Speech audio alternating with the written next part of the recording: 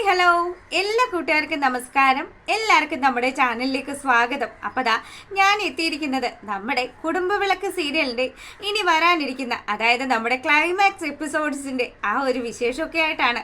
നേരെ നമുക്ക് ആ ഒരു നെക്സ്റ്റ് വീക്ക് പ്രൊമോയിലേക്ക് പോയാലോ. അങ്ങനെതാ നമ്മുടെ സുമിത്ര ആശുപത്രി കിടക്കയിൽ കിടക്കുകയാണ് എന്നുള്ള ആ ഒരു വിവരം അറിഞ്ഞിട്ട് പ്രതീഷ് ആണെങ്കിൽ ആശുപത്രിയിലേക്ക് വരികയാണ്. അപ്പം വന്ന പാടെയോ നമ്മുടെ സുമിത്ര അറിയുന്ന കാര്യങ്ങളെന്ന് പറഞ്ഞാൽ പ്രതീഷിൻ്റെ ഒപ്പവും കുഞ്ഞില്ല, കുഞ്ഞ് നഷ്ടപ്പെട്ടു പോയിരിക്കുന്നു, കുഞ്ഞിനെ ആരോ തട്ടിക്കൊണ്ടു പോയിരിക്കുന്നു എന്നുള്ള വിവരമൊക്കെയാണ്. അപ്പം അനിരുദ്ധ ഒരു ഡോക്ടറായിട്ട് കൂടിയും അമ്മയുടെ ഇപ്പോഴത്തെ നില വളരെ വഷളാണ് എന്നൊക്കെ അറിഞ്ഞിട്ട് കൂടിയും സുമിത്രയോട് ആ സത്യങ്ങളൊക്കെ തുറന്നു പറഞ്ഞു. ഇത് കേൾക്കുന്ന പാടെ തന്നെ സുമിത്രയാണെങ്കിൽ എനിക്ക് ഇപ്പം എൻ്റെ കുഞ്ഞിനെ കാണണമെന്നും പറഞ്ഞ് കരഞ്ഞു വിളിച്ച് ആ ഒരു ട്രിപ്പൊക്കെ ഊരി ആ ആശുപത്രിയിൽ നിന്നും ഇറങ്ങി ഓടാൻ തുടങ്ങുകയാണ്. ഈ സമയത്താണെങ്കിലും സുമിത്ര വന്ന് നിൽക്കുന്നത് നമ്മുടെ പ്രതീഷിൻ്റെ മുന്നിലാണ്. അപ്പം പ്രതീഷിനെ അങ്ങ് നിർത്തിയിട്ട് പ്രതീഷിനോട് സുമിത്ര ചോദിച്ചു, അതെ എവിടെടാ എൻ്റെ കുഞ്ഞെന്ന്. അപ്പം പ്രതീഷാണെങ്കിലോ, അമ്മ എന്നോട് ക്ഷമിക്കണം, എനിക്ക് ഒരു തെറ്റു പറ്റിപ്പോയി. എന്ത് ക്ഷമിക്കണമെന്നാണ് നീ പറയുന്നത്?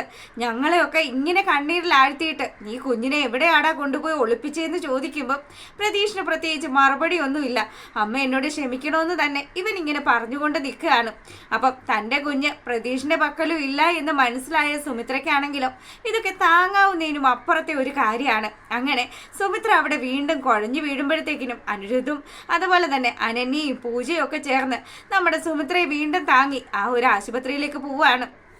അങ്ങനെതാ സുമിത്രയുടെ ഇപ്പോഴത്തെ അസുഖ വിവരങ്ങളൊക്കെ നമ്മുടെ അനിരുദ്ധിൽ നിന്നും പ്രതീഷ് മനസ്സിലാക്കി. അപ്പം പ്രതീഷിന് മനസ്സിലായി അമ്മയുടെ ആരോഗ്യസ്ഥിതി വളരെ മോശമാണ്. എന്തായാലും ഞാനായിട്ടാണ് അമ്മയ്ക്ക് ഇങ്ങനെയുള്ളൊരവസ്ഥയിലേക്ക് കാര്യങ്ങളൊക്കെ കൊണ്ട് എത്തിച്ചത്. ഞാൻ സ്വരമോളോട് അങ്ങനെയൊക്കെ കാണിക്കുകയും സ്വരമോളെ എന്നോടൊപ്പം കൂട്ടുകയും ചെയ്തില്ലായിരുന്നെങ്കിൽ എൻ്റെ അമ്മയ്ക്ക് ഇങ്ങനെയൊന്നും വരില്ലായിരുന്നു എന്നൊക്കെ വിചാരിച്ചിട്ട് ഭയങ്കര കുറ്റബോധത്തിൽ പ്രതീഷ് അവിടെ ഇരുന്ന് കരയുന്ന സമയത്ത് അനിരുദ്ധ് പ്രതീഷിൻ്റെ അടുത്ത് ചെന്നു. എടാ നീ വിഷമിക്കരുത്, അമ്മയുടെ കാര്യങ്ങൾ ഞാൻ എല്ലാം വ്യക്തമായിട്ട് നിന്നോട് പറയാം. അമ്മയ്ക്ക് ഹൈപ്പർ ടെൻഷൻ എന്ന് പറയുന്ന ഒരു അസുഖമാണ്. അപ്പം അമ്മയുടെ ഇപ്പോഴത്തെ ആ ഒരു ആരോഗ്യസ്ഥിതിയൊക്കെ വെച്ച് നോക്കുമ്പം അമ്മയ്ക്ക് പെട്ടെന്ന് എന്താണ് സംഭവിക്കുക, അമ്മ ഇങ്ങനെ ഒറ്റപ്പെട്ടുള്ള ഒരു അവസ്ഥയിൽ പോയി കഴിഞ്ഞാൽ അത് അമ്മയുടെ ഭാവി ജീവിതത്തെ ദോഷമായിട്ട് ബാധിക്കും. അതുകൊണ്ട് നമുക്ക് എല്ലാവർക്കും കൂടി ചേർന്ന് ഒരു തീരുമാനം എടുക്കണമെന്നൊക്കെ പറഞ്ഞു.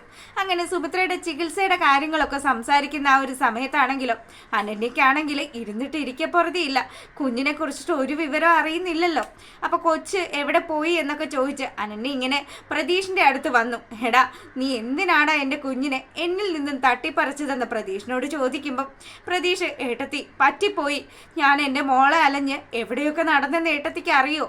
അപ്പോൾ അങ്ങനെ ഇവർ സംസാരിച്ചു കൊണ്ട് നിൽക്കുന്ന സമയത്താണ് അങ്ങനെതാ ആ ഒരു സീൻ കഴിയുമ്പോൾ നമ്മളെ കാണിക്കുന്നത് നമ്മുടെ സ്വരമോളെയാണ്. സ്വരമോള് പ്രതീഷിനെ പേടിച്ച് ആ റോട്ടിലൂടെ ഓടുന്ന സമയത്ത് ഈ കുഞ്ഞിനെ ഫോളോ ചെയ്ത് 2-3 അവന്മാർ പോയല്ലോ. അപ്പോൾ അവരൊക്കെ നമ്മുടെ രഞ്ജിതയുടെ ശിങ്കിടികളായിരുന്നു. ഇവന്മാർ രഞ്ജിതയെ കറക്റ്റായിട്ട് കാര്യങ്ങളൊക്കെ വിളിച്ച് പറയുകയും ചെയ്തു. സുമിത്രയെ എങ്ങനെയെങ്കിലും ഇല്ലാതാക്കണമെന്ന് വിചാരിച്ചിരുന്ന രഞ്ജിതയ്ക്ക് കിട്ടിയ ഏറ്റവും വലിയൊരു കച്ചിത്തുരുമ്പ് തന്നെയായിരുന്നു സ്വരമോള്. അപ്പോൾ അതുകൊണ്ട് തന്നെ രഞ്ജിത അവന്മാരോട് പറഞ്ഞു, എത്രയും പെട്ടെന്ന് കുഞ്ഞിനെയും കൂട്ടിയിട്ട് എൻ്റെ വീട്ടിലേക്ക് വന്നോളാൻ പറയുകയാണ്. അപ്പം ഇവർ പറഞ്ഞതുപോലെ തന്നെ നമ്മുടെ രഞ്ജിത പറഞ്ഞതുപോലെ തന്നെ ഇവന്മാരാണെങ്കിൽ കാര്യങ്ങളൊക്കെ നീക്കുകയാണ്. ഈ സമയത്താണെങ്കിലോ കുഞ്ഞ് കിടന്ന് ബഹളം വെക്കാൻ തുടങ്ങി. അപ്പം കുഞ്ഞിന് രക്ഷകനായിട്ട് നമ്മുടെ വിശ്വനാഥൻ എന്ന് പറയുന്ന പുള്ളിക്കാരൻ അവതരിക്കുകയാണ്. ആളൊരു ബിസിനസ്മാനാണ്. ആ പുള്ളിക്കാരനാണ് ഇനി നമ്മുടെ സുമിത്രയുടെ ജീവിതത്തിൽ സുമിത്രയ്ക്ക് താങ്ങും തണലും ഒക്കെ ആയിട്ട് നിൽക്കാൻ പോകുന്നത്. അങ്ങനെ പുള്ളിക്കാരൻ്റെ ആ ഒരു ഇടപെടൽ മൂലം സ്വരമോളെ തിരികെ ലഭിച്ചു. സ്വരമോളെയും കൂട്ടി സ്വരമോള് പറഞ്ഞ അഡ്രസ്സും ഒക്കെ അന്വേഷിച്ച് വിശ്വനാഥൻ അവിടെ എത്തുമ്പം നമ്മുടെ അനിരുദ്ധും അതുപോലെ തന്നെ സുമിത്രയും ഒക്കെ അവിടെ ഉണ്ട്. അങ്ങനെ ഇവര് കുഞ്ഞിനെ അങ്ങ് ഏൽപ്പിക്കുന്ന സമയത്ത്, സാർ ഇങ്ങനെ ഒരു നല്ല കാര്യം ചെയ്തില്ലായിരുന്നെങ്കിൽ ഞങ്ങൾക്ക് ഞങ്ങളുടെ കുഞ്ഞിനെ നഷ്ടപ്പെട്ടേനെ എന്നൊക്കെ പറഞ്ഞ് അനിരുദ്ധ് ഒരുപാട് കാര്യമായിട്ട് വിശ്വനാഥൻ്റെ അടുത്ത് സംസാരിക്കുകയാണ്. അപ്പം സുമിത്രയുടെ ഇപ്പോഴത്തെ സ്ഥിതി അനുസരിച്ച് സ്വരമോളെ തിരികെ കിട്ടിയത് സുമിത്രയെ സംബന്ധിച്ചിടത്തോളം വലിയൊരു ആശ്വാസം തന്നെയാണ്. അങ്ങനെ സുമിത്ര തൻ്റെ കൊച്ചുമകളെ വാരിയെടുത്തു. അവൾക്ക് ഒരുപാട് ഉമ്മയൊക്കെ കൊടുത്തിട്ട് മോളെ കാണാതെ അച്ഛമ്മ വിഷമിച്ചു പോയി എന്നൊക്കെ പറഞ്ഞ് കൊച്ചിനെ ഇങ്ങനെ താലോലിക്കുന്ന സമയത്താണെങ്കിലോ നമ്മുടെ പ്രതീക്ഷ അങ്ങോട്ട് വന്നു. അങ്ങനെ പ്രതീക്ഷ പറഞ്ഞു, ഇനി ഒരിക്കലും സ്വരമോളെ ഞാൻ ഈ വീട്ടിൽ നിന്നും അകറ്റി നിർത്തില്ല. എൻ്റെ കുഞ്ഞായിട്ട് എൻ്റെ ഏട്ടൻ്റെ കുഞ്ഞായിട്ടും ഇവളെനി ജീവിക്കുമെന്നൊക്കെ പറഞ്ഞു. ആ ഒരു സമയം ശരിക്കും നമ്മുടെ സുമിത്രയെ സംബന്ധിച്ചിടത്തോളം വലിയൊരു ആശ്വാസം തന്നെയാണ്. അങ്ങനെ സന്തോഷത്തിൽ നിൽക്കുന്ന ആ ഒരു സമയത്ത് നമ്മുടെ പ്രതീക്ഷും അതുപോലെ തന്നെ അനിരുദ്ധും കൂടെ ചെറിയ തീരുമാനങ്ങളൊക്കെ എടുക്കുകയാണ്. അമ്മയെ ഇനി ഇങ്ങനെ തനിച്ചാക്കാൻ പറ്റില്ല, എത്രയൊക്കെ വന്നാലും അമ്മയുടെ ജീവിതത്തിൽ ഒരാൾ കൂടെ വരണം, അമ്മ ഇനി ഒരിക്കലും ഒറ്റപ്പെട്ട് ജീവിക്കരുത് എന്നൊക്കെ ആലോചിച്ച് ഇവർ മക്കൾ തമ്മിൽ ചെറിയൊരു തീരുമാനം എടുത്തു. അമ്മയുടെ കല്യാണം നടത്താമെന്നുള്ള ആ ഒരു തീരുമാനം. അപ്പം ഇത് സുമിത്രയുടെ അടുത്ത് വന്ന് നമ്മുടെ അനിരുദ്ധ് സംസാരിച്ചു. സുമിത്രയാണെങ്കിൽ എന്തൊക്കെയാ നീ പറയുന്നത്, ഇത്രയും വയസ്സായിട്ട് ഇനിയിപ്പോൾ മൂന്നാമതൊരു കല്യാണോ, ഒന്ന് പൊയ്ക്കേ ഒന്ന്. ദേ എനിക്ക് എപ്പോഴും താങ്ങും തണലുമായിട്ട് എൻ്റെ രോഹിത്തുണ്ട്, നിങ്ങളെന്താ നിങ്ങളുടെ അച്ഛൻ്റെ കാര്യം തന്നെയാണോ ആലോചിച്ചുകൊണ്ട് വരുന്നതെന്ന് സുമിത്ര അനിരുദ്ധിനോട് ചോദിച്ചു. ഒരിക്കലും അല്ലമ്മേ, അച്ഛൻ്റെ കാര്യമൊന്നും അല്ല, അച്ഛൻ ഇനി ഒരിക്കലും അമ്മയുടെ ജീവിതത്തിൽ സ്ഥാനം ഉണ്ടാകില്ല എന്ന് ഞങ്ങൾക്ക് നല്ല നിശ്ചയമുണ്ട്. അതുകൊണ്ട് തന്നെ ഞങ്ങൾ മറ്റൊരാളെ കണ്ടെത്തിയിരിക്കുകയാണ്. അപ്പം ആരാണ് എന്താണ് എന്നുള്ള കാര്യമൊക്കെ ഇവന്മാർ പറയാൻ തുടങ്ങുമ്പം എൻ്റെ പൊന്നുമക്കളെ, എനിക്ക് എന്തായാലും തൽക്കാലം ഇത്തരത്തിലുള്ള ഒരു കാര്യത്തിനും താല്പര്യമില്ലാന്നും പറഞ്ഞ് സുമിത്ര റൂമിലേക്ക് പോയി. അങ്ങനെതാ സുമിത്ര അവിടെ കിടന്ന് ഒന്ന് മയങ്ങുന്ന ആ ഒരു സമയത്താണെങ്കിലോ ശരിക്കും പറഞ്ഞാൽ നമ്മുടെ രോഹിത്ത് അവിടെ സുമിത്രയുടെ അടുത്ത് എത്തുകയാണ്. സുമിത്രയാണെങ്കിൽ ആ ഉറക്കത്തിൽ നിന്നും എഴുന്നേറ്റിട്ട് രോഹിത്തിനോട് സംസാരിച്ചു. രോഹിത്ത് എവിടെയായിരുന്നു ഇത്രയും കാലം എന്നൊക്കെ രോഹിത്തിനോട് സുമിത്ര ചോദിക്കുമ്പം, സുമിത്രേ ഞാനിപ്പോൾ വന്നത് എന്തിനാണെന്ന് നിനക്കറിയാവോ? ഞാൻ വന്നത് എനിക്ക് നിന്നോട് ചില കാര്യങ്ങളൊക്കെ സംസാരിക്കാനുണ്ട്. ദേ നീ ഇനി ഒരിക്കലും തനിച്ച് ഇതുപോലെയൊന്നും ജീവിക്കരുത്, നിനക്ക് പ്രായമായി വരികയല്ലേ, അതുമാത്രമല്ല നിനക്ക് ഒരുപാട് അസുഖങ്ങളും ഒക്കെ ഉണ്ട്. ദേ നിനക്കൊരു തണലും താങ്ങും ഒക്കെ ആയിട്ട് ഒരാൾ നിന്റെ ജീവിതത്തിൽ വേണമെന്ന് പറഞ്ഞു.